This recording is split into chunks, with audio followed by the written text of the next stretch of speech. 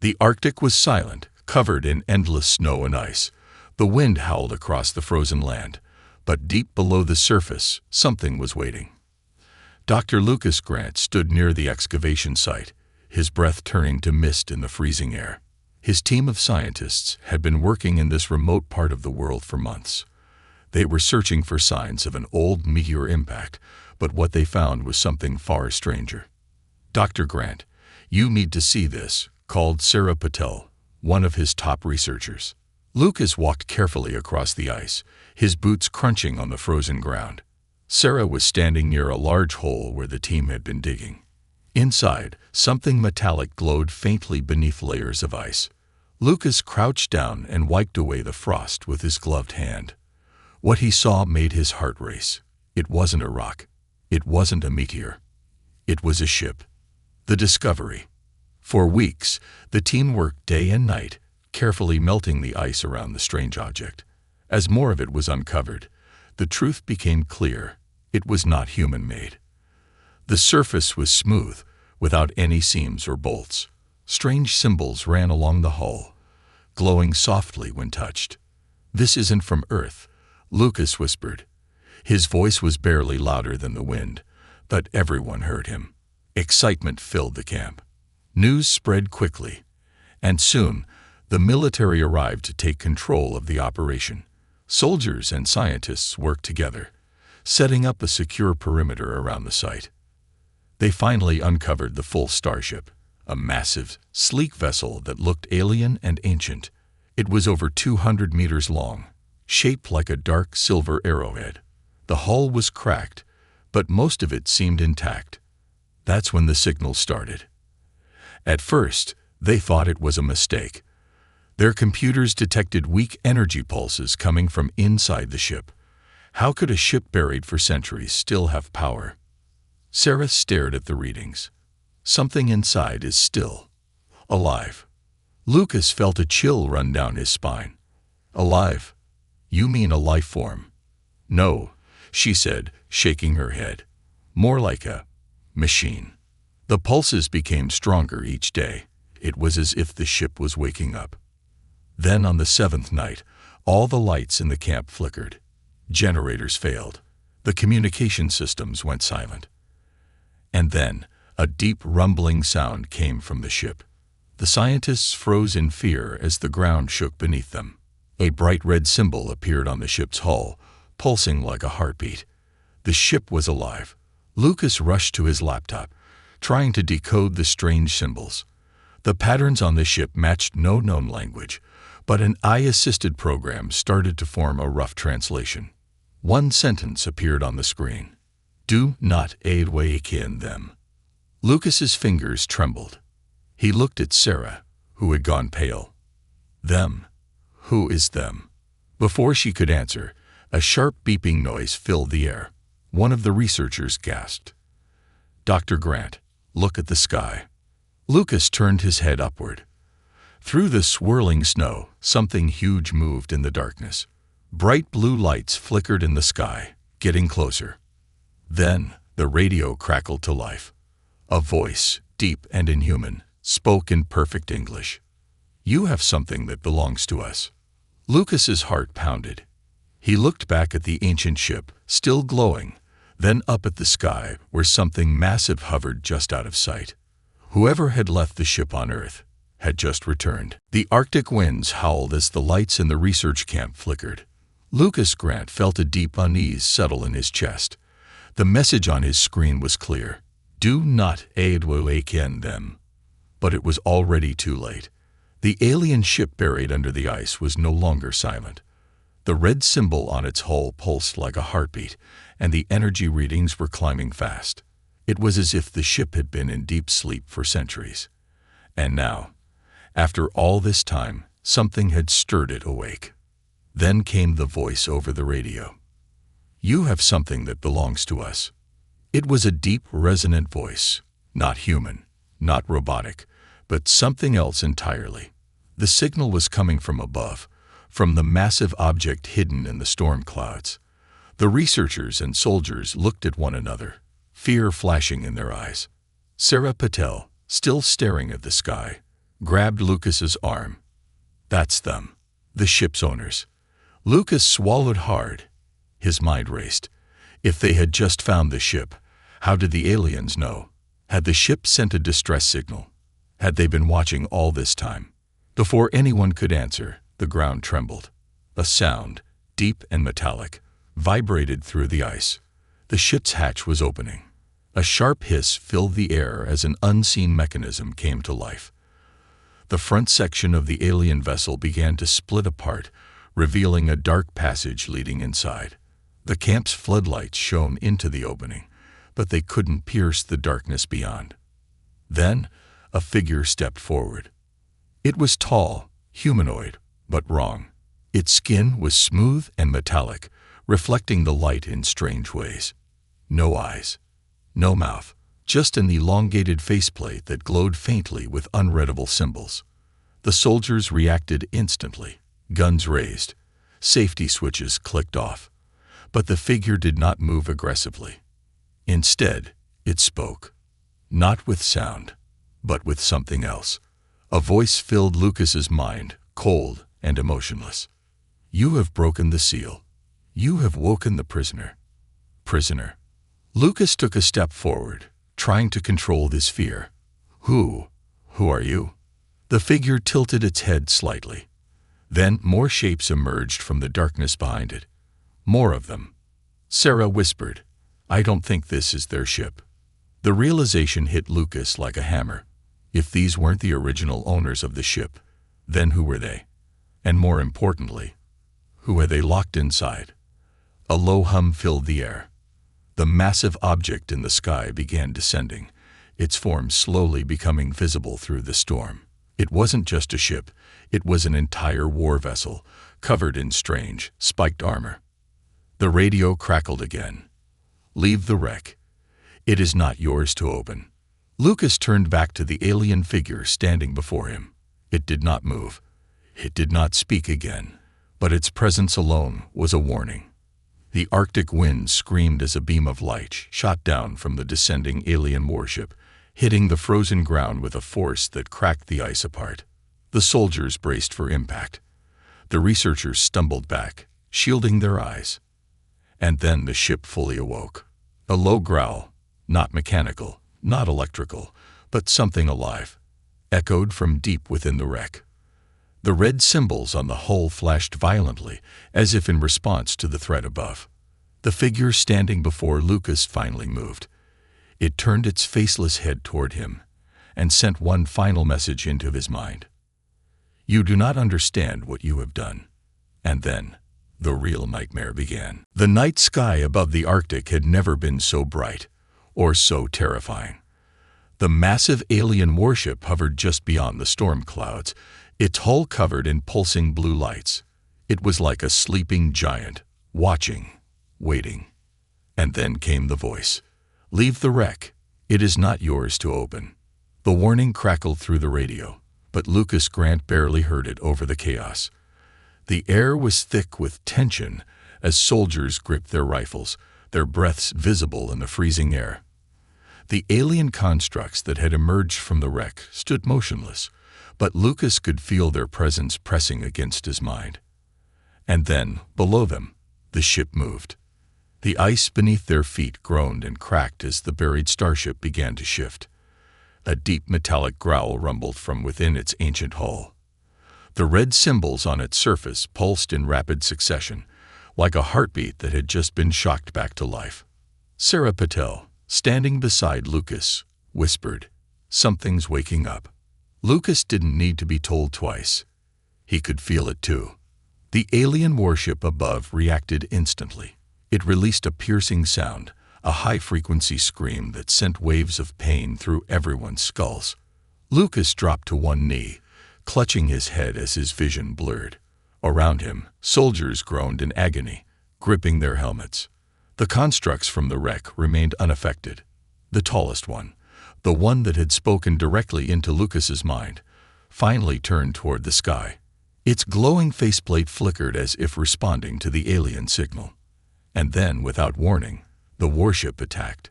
A beam of searing blue energy erupted from its hull, slamming into the ground just meters away from the wreck. The explosion sent ice and snow flying, knocking over several soldiers. Equipment was tossed into the air like toys. The temperature in the air shifted wildly as heat and frost clashed. Lucas stumbled back, his ears ringing. The warship was not here to negotiate. It was here to destroy.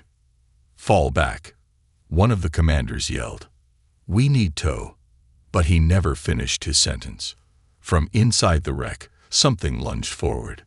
It was fast, inhuman, and deadly. A dark mass of shifting metal and glowing veins tore out of the ship's cracked hull, moving with terrifying speed. It was not sleek like the constructs. It was something else, something wrong. Lucas barely had time to react before it ripped through the commander, its limbs morphing into sharp blades that sliced effortlessly through his body. The man fell in pieces, his blood turning to mist in the freezing air. Panic exploded through the camp. Soldiers opened fire, their bullets ripping through the air, but the creature didn't slow down. It absorbed the hits, its body shifting and reshaping around the impacts. The constructs from the wreck finally moved. They stepped forward in perfect unison, their glowing faceplates flashing rapidly. The tallest one, the one that had spoken to Lucas, raised a long silver staff, and then blasted the creature with a wave of pure white energy. The monster shrieked. Its form twisted violently, limbs snapping and reshaping as if struggling to stay intact. Lucas barely had time to process it. This was the prisoner. The warship above had come to destroy it, but they were too late. Humans had already set it free. A second blast from the warship slammed into the wreck. The entire ground quaked, and pieces of alien metal were sent flying into the sky. The red symbols on the wreck flickered wildly, as if the ship was trying to fight back, but it was losing. Lucas grabbed Sarah's arm. "We have to go. Now." Sarah hesitated, staring at the constructs as they stood their ground against the prisoner.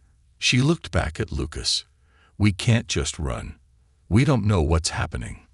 "I don't care," Lucas shouted over the wind. "If we stay here, we're dead." Another wave of heat erupted from the warship as it prepared for a final strike. And that's when Lucas made a terrible realization. The alien warship wasn't aiming at the prisoner anymore. It was aiming at all of them. They weren't here to clean up a mess. They were here to wipe the entire site off the face of the earth.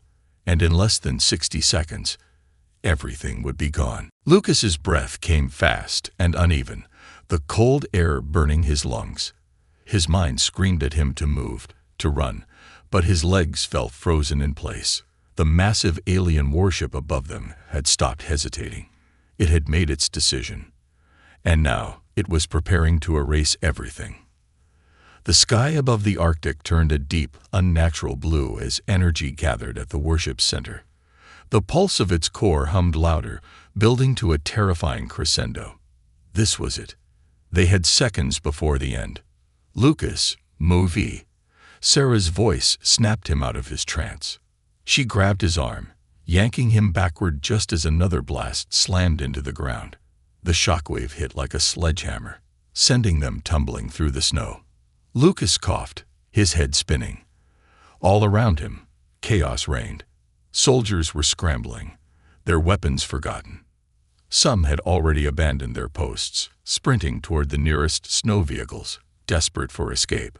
Others simply stood frozen, staring at the sky as if in resignation. Because deep down, they all knew the truth. There was no escaping this. Lucas turned to Sarah. "We need to get underground. The tunnels." Another boom shook the earth, cutting him off. The energy from the warship's core was nearly at full charge.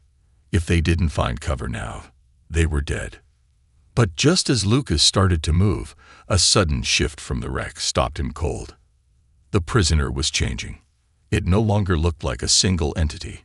Its form was breaking apart, its limbs and body shifting into something bigger, something monstrous. The red energy inside it pulsed violently, as if trying to stabilize. And then it leaked toward the constructs. The battle that followed was pure carnage. The alien constructs, The ones who had warned Lucas not to awaken it did not retreat. They stood their ground, their glowing weapons activating in synchronized motion. White beams of energy lashed out, slamming into the monstrous prisoner. It screeched, the sound raw and distorted, like 100 voices crying out at once. Its body absorbed and reshaped around the attacks, twisting into new, sharper forms. One of the constructs lunged forward, its silver blade slicing through the prisoner's limb, only for that limb to instantly reform, now stronger than before. Lucas could barely breathe. They weren't fighting a creature. They were fighting a force of nature. And they were losing. Another explosion from the warship slammed into the ice, sending a wall of fire and frost across the battlefield. The prisoner ignored it, focusing only on the constructs. But then, something unexpected happened. The wreck, the ancient alien ship, began to move. For the first time since it had been uncovered, the entire structure shifted, almost as if reacting to the battle. More symbols flashed across its surface, forming a pattern none of them could understand. Lucas didn't have time to process it, because the warship above suddenly reacted. The deep blue glow in its core flickered. Then, the entire ship tilted slightly, as if hesitating. Sarah gasped. "Wait, what is it doing?" And then it hit Lucas. The warship had assumed they would fail, that the constructs would keep the prisoner contained until it could finish the job. But the battle had changed. The prisoner was winning. The warship wasn't just targeting them anymore. It was preparing to wipe out everything, including the wreck, including the constructs, including the prisoner itself. Lucas turned to Sarah, horror dawning on him. They're going to reset the battlefield. They'll burn everything down and start over. Sarah's face paled. Then we have to get out of here. Now. But just as they turned to run, the wreck's hull finally split open. A massive hidden chamber deep within the ship activated, sending out a pulse of energy so strong that the warship above momentarily dimmed. And from within the wreck, something else started to rise. Not the prisoner. Not the constructs. Something older. Something that had been waiting even longer. And for the first time since it had arrived, the alien warship hesitated. Lucas felt it deep in his gut. Whatever was coming next was bigger than all of them. The Arctic winds died in an instant. The howling storm that had raged for hours stilled, as if the very atmosphere was holding its breath. And then, the wreck fully awakened. A massive structure, hidden beneath layers of alien metal, rose from the depths of the starship's core. Lucas barely had time to react before a pulse of energy surged outward, sending waves of heat and force rippling across the battlefield. The ground shook violently, cracks spider webbing through the ice as an ancient forgotten power roared back to life. Sarah stumbled beside him, shielding her face from the searing red glow now erupting from the wreck's exposed core. Lucas's heart pounded in his chest. The prisoner was still fighting the constructs. But now, something else had entered the battlefield. Something that didn't belong to either side. The alien warship above, the one that had come to destroy everything, suddenly halted its attack. The deep blue energy in its core flickered as it readjusted its position, scanning the battlefield with eerie precision. Sarah turned to Lucas. "What is that thing?" Lucas had no answer, because what he saw shouldn't exist. The structure rising from the wreck wasn't just a weapon or another machine. It was a throne, a massive seat of power embedded with glowing runes and shifting, living metal. And at its center, something sat upon it, a figure encased in an ancient exosuit, its body fused with the very essence of the ship. Its form was humanoid, but its presence was something else entirely. Even from a distance, Lucas could feel it, an intelligence so vast and overwhelming that it made his mind ache just to look at it. This was no ordinary being. This was the true owner of the wreck. The warship above reacted immediately. "Stay hitus, critical." The words came through the radio in a deep metallic tone.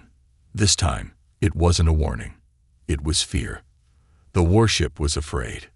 The prisoner, the creature that had been tearing through the constructs, suddenly froze. It turned its monstrous, shifting form toward the throne, its glowing veins dimmed, as if recognizing something older and more dangerous. Lucas felt a sudden pressure in his skull. A voice, but not like before. This wasn't a simple message. It wasn't a command. It was a presence forcing itself into his mind.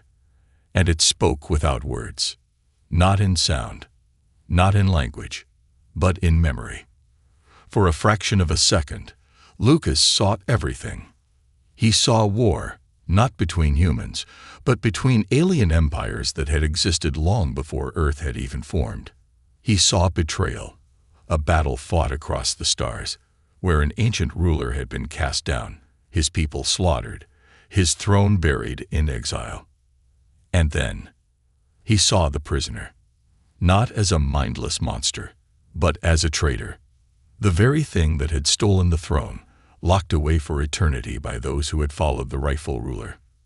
Until now, the vision ended as suddenly as it began. Lucas staggered, gasping for breath. The pressure in his mind vanished, leaving only one terrifying truth behind. The warship had come to destroy the wreck because they had lost control of the battlefield. The prisoner had been dangerous, but what they had just unleashed was something far, far worse. The figure on the throne finally moved.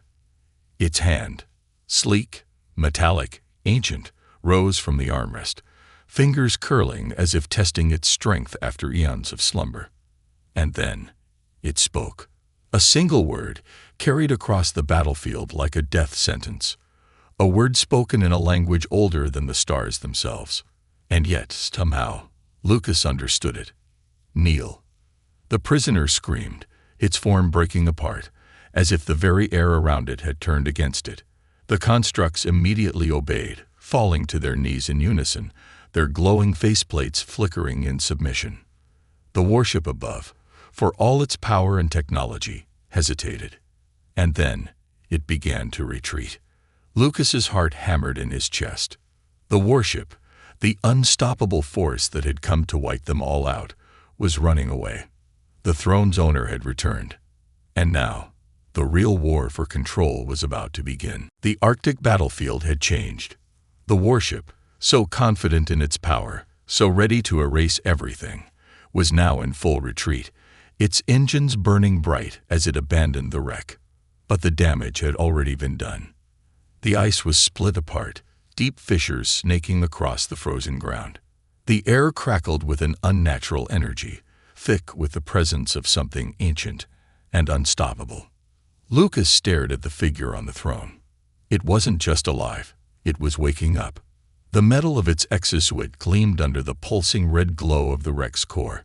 Symbols, older than human civilization, crawled across its surface, shifting and rearranging, as if translating some forgotten command.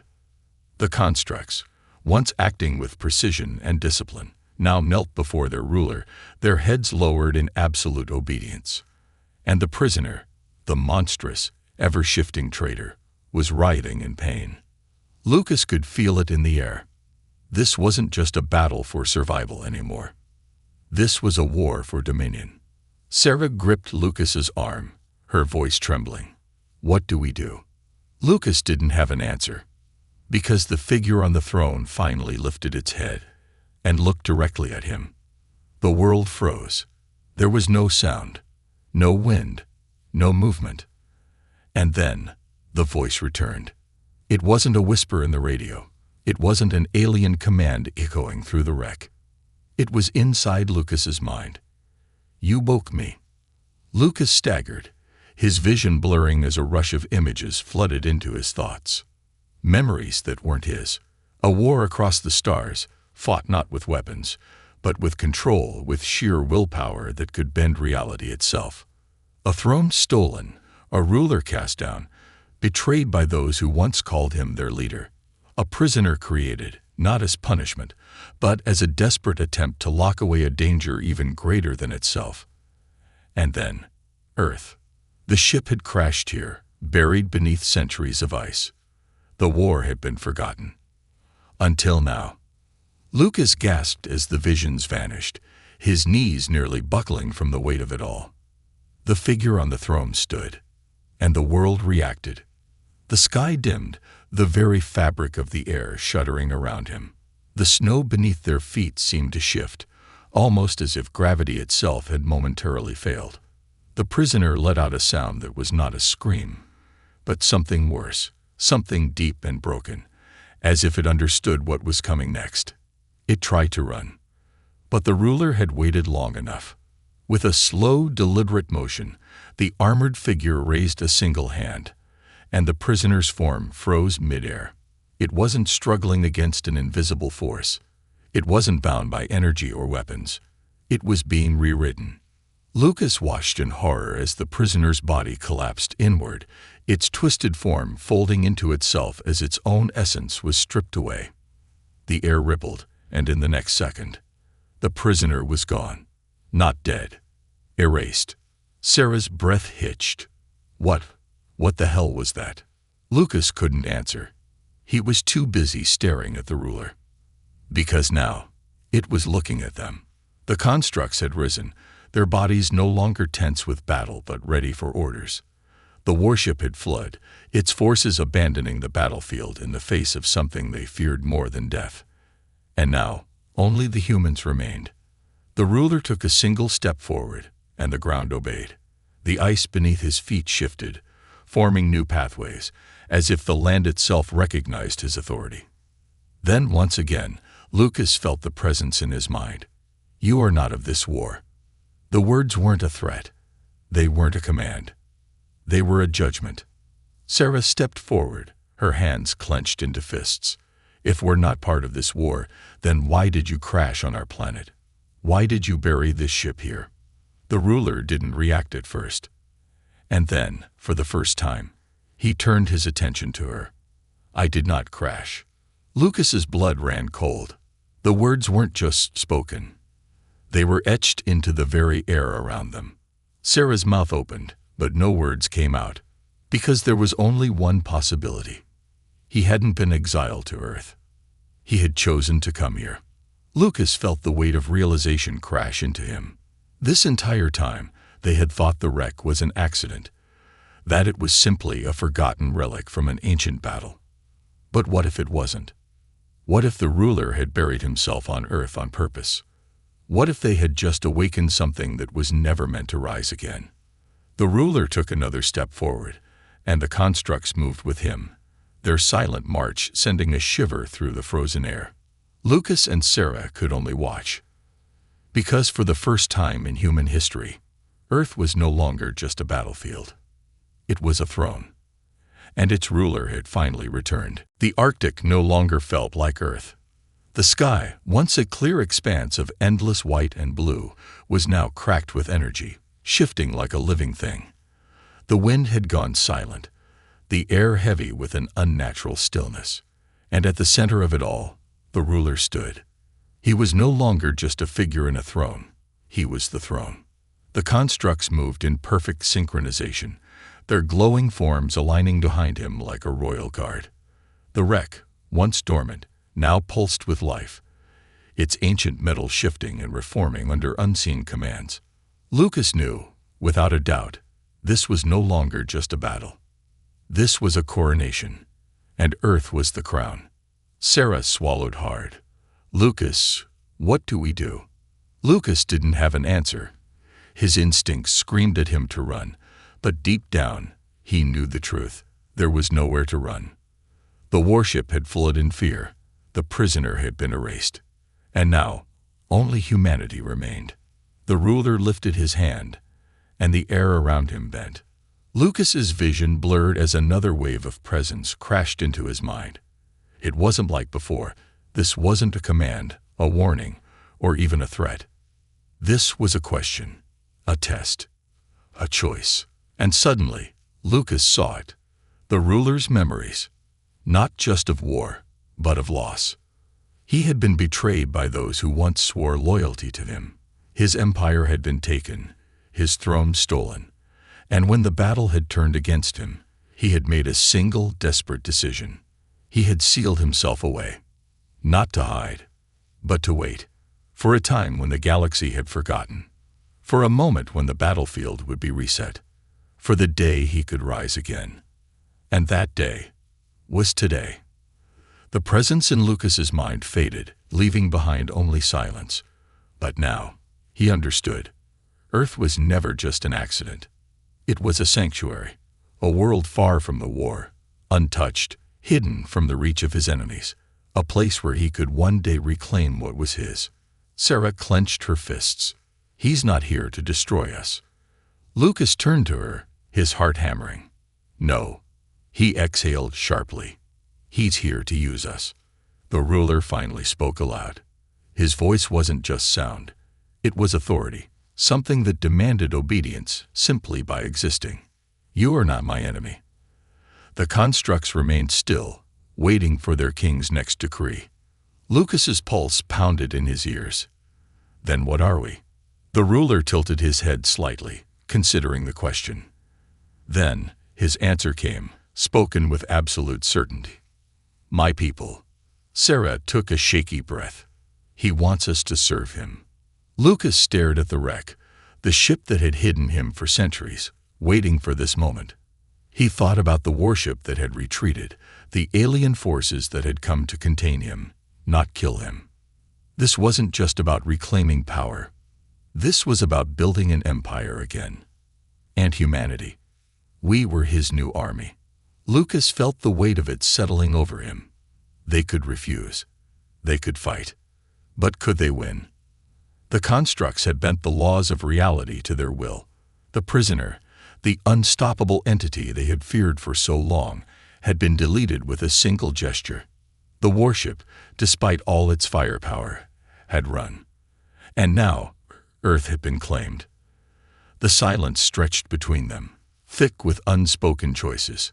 Then, finally, the ruler gave his final command. A single word that would decide the fate of the planet.